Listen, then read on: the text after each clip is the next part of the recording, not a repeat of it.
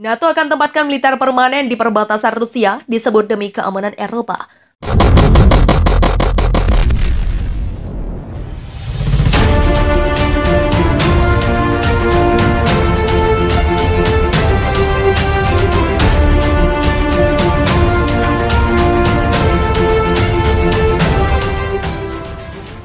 Fakta Pertahanan Atlantik Utara semula memilih mengamati dari jauh tentang invasi Rusia ke Ukraina. Akan tetapi setelah invasi Rusia ke Ukraina memasuki bulan kedua, NATO mulai menata rencana terkait menghadirkan militer permanen di perbatasan negara yang dipimpin Vladimir Putin itu. Disampaikan Sekretaris Jenderal NATO Jens Stoltenberg bahwa kehadiran militer permanen akan dilakukan di perbatasan Rusia. Ini diklaim sebagai upaya untuk mencegah terjadinya invasi meluas yang diciptakan Rusia selain sekarang mengarah pada Ukraina.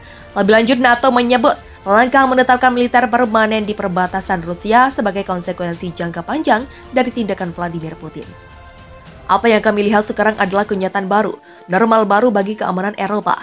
Oleh karena itu, kami sekarang telah meminta komandan militer kami untuk memberikan opsi untuk apa yang kami sebut pengaturan ulang.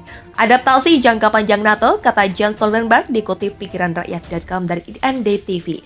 Sebagai informasi, Stoltenberg baru-baru ini mengatakan rencana perpanjangan masa jabatan selama 1 tahun mendatang. Ini dilakukan untuk membuat pengaturan ulang pada pertemuan puncak NATO yang akan diadakan di Madrid, Spanyol pada Juni 2022 mendatang. Di sisi lain, intelijen militer Inggris mengklaim pasukan Rusia yang masih berada di Ukraina terlihat terus menggunakan alat peledak improvisasi. Diklaim dalam laporan itu, IED akan membuat timbul banyak korban, menurunkan moral, dan membatasi kebebasan bergerak warga Ukraina. Pasukan Rusia juga terus menyerang target infrastruktur dengan risiko tinggi yang membahayakan warga sipil, kata Kementerian Pertahanan Inggris dalam sebuah pernyataan. Sementara itu, Perdana Menteri Inggris Boris Johnson tampak melakukan kunjungan ke Kiev, Ukraina pada Sabtu 9 April 2022. Dilaporkan Boris Johnson menjadi pemimpin Eropa yang terbaru mengunjungi Kiev, tepatnya sejak penemuan ratusan warga sipil yang tewas di Bucha, Ukraina. Seorang prajurit pasukan militer Ukraina bersiaga di parit garis depan perbatasan dengan Rusia di dekat Avdiivka, Tenggara Ukraina, 8 Januari 2022. Pemerintah Amerika Serikat berkomitmen untuk menyediakan senjata yang dibutuhkan Ukraina untuk mempertahankan diri melawan Rusia. Penasihat Keamanan Nasional AS Jake Sullivan menyatakan pada Minggu 10 April 2022. Untuk diketahui, Ukraina tengah mencari lebih banyak bantuan militer dari Barat. Sullivan mengatakan pemerintahan Biden akan mengirim lebih banyak senjata ke Ukraina untuk mencegah Rusia merebut lebih banyak wilayah dan menargetkan warga sipil. Serangannya diserang Washington sebagai kejahatan perang.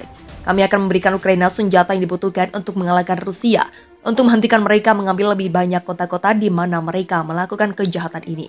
Kalau Sullivan sebagaimana dikutip dari CNN, berbicara di Meet the Press NBC News, Sullivan mengatakan, Amerika Serikat bekerja sepanjang waktu untuk mengirimkan senjata kita sendiri dan mengatur dan mengordinasikan pengiriman senjata dari banyak negara lain. Senjata datang setiap hari, kata Sullivan, termasuk hari ini. Amerika Serikat telah mengirimkan bantuan militer senilai 1,7 miliar dolar AS ke Ukraina sejak Rusia melancarkan invasi pada 24 Februari, kata Gedung Putin pekan lalu. Pengiriman senjata termasuk rudal anti-pesawat Stinger dan anti-tank Javelin, serta amunisi dan pelindung tubuh, tetapi para pemimpin AS dan Eropa ditekan oleh Presiden Ukraina, Volodymyr Zelensky, untuk menyediakan senjata dan peralatan yang lebih berat untuk menghadapi Rusia di wilayah timur negara itu, di mana Rusia diperkirakan akan meningkatkan upaya militernya. Dalam kutipan wawancara dengan CBS News 60 Minutes, Zelensky menyatakan skeptis bahwa Amerika Serikat akan mengirimkan senjata yang katanya dibutuhkan. Ditanya kepada Ukraina dapat mengalahkan serangan Rusia, ini jawaban Zelensky. Tergantung pada berapa cepat kita akan dibantu oleh Amerika Serikat, sejujurnya apakah kita akan dapat bertahan tergantung pada ini. Saya memiliki kepercayaan 100% pada orang-orang kami dan pada angkatan bersenjata kami. Tetapi sayangnya saya tidak memiliki keyakinan bahwa kami akan menerima semua yang kami butuhkan. Korban terus berjatuhan. Pada hari Jumat 8 April 2022, para pejabat Ukraina mengatakan lebih dari 50 orang tewas dalam serangan rudal di sebuah stasiun kereta api di kota Kramatorsk di wilayah Donetsk, tempat ribuan orang berkumpul untuk mengungsi. Invasi Rusia telah memaksa sekitar 1/4 dari populasi 44 juta meninggalkan rumah mereka, mengubah kota menjadi puing-puing dan membunuh atau melukai ribuan orang. Moskow telah berulang kali membantah menargetkan warga sipil dalam apa yang disebutnya operasi khusus untuk demilitarisasi dan denazifikasi Tengah Selatan. Ukraina dan negara-negara barat telah menolak ini sebagai dalih tak berdasar untuk perang. Kuburan massal di Kiev. Ukraina mengatakan telah menemukan lebih dari 1.200 mayat di wilayah Kiev Minggu 10 April 2022. Kiev diduga menjadi tempat kekejaman yang dilakukan selama pendudukan Rusia bulan lalu. Ribuan mayat tersebut ditemukan ketika penduduk di timur Ukraina bersiap melarikan diri menjelang ledakan besar yang diperkirakan terjadi. Pemboman berat menghantam Ukraina sepanjang akhir pekan, menambah jumlah korban 6 minggu setelah invasi Rusia ke tetangganya. Tentara Rusia terus mengebarkan perang terhadap warga sipil karena kurangnya kemenangan di garis depan. Kata-kata gubernur regional oleh Sinegobov, seperti dilansir CNN. Di Dnipro, sebuah kota industri besar berpenduduk 1 juta jiwa, hujan rudal Rusia hampir menghancurkan bandara setempat, menyebabkan jumlah korban yang tidak pasti, kata pihak berwenang setempat. Itu sudah terjadi pada 15 Maret lalu. Presiden Volodymyr Zelensky sekali lagi mengutuk kekejaman terhadap warga sipil. Setelah berbicara dengan Kanselir Jerman Olaf Scholz, Zelensky mengatakan mereka telah sepakat bahwa semua pelaku kejahatan perang harus diidentifikasi dan dihukum. Jaksa Agung Ukraina Irina Venediktova mengatakan negara itu sedang memeriksa dugaan kesalahan 500 pejabat terkemuka Rusia, termasuk Presiden Vladimir Putin atas ribuan kejahatan perang. Di tengah perang yang masih berkecamuk, Angkatan Bersenjata Ukraina dilaporkan akan menerima lebih banyak sistem senjata penangkal lapis baja dari Jerman.